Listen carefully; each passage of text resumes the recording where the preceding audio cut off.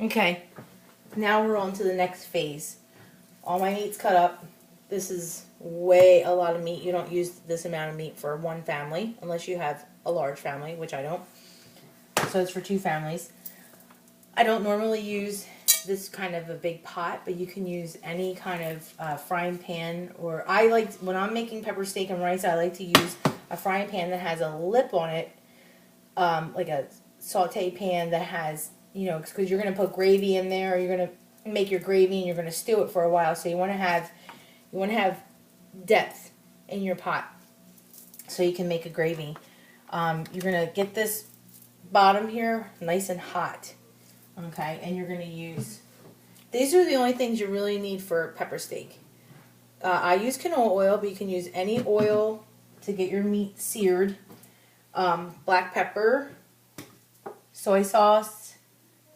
I use low sodium, but you can use any kind you want. And I love this stuff. This is called Better Than Bouillon.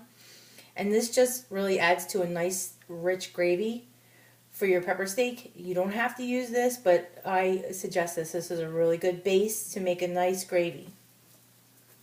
And onion powder.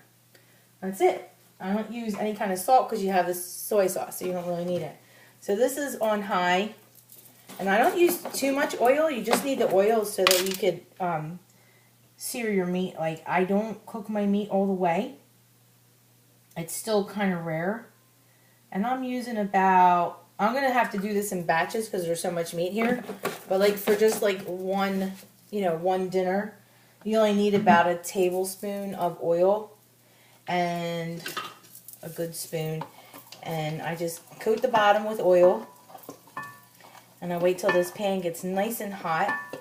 I don't really put anything on the meat while I'm doing the first part of it except for pepper and onion powder. On the onion powder, you don't have to use onion powder because you do use fresh onions for the pepper steak and fresh peppers. But the onion powder, I don't know. I played around for a long time, and the onion powder seems to do it with the flavor of the meat and the gravy and everything. So just playing around with it for a long time, I just found that the onion powder does give it a special nice little kick.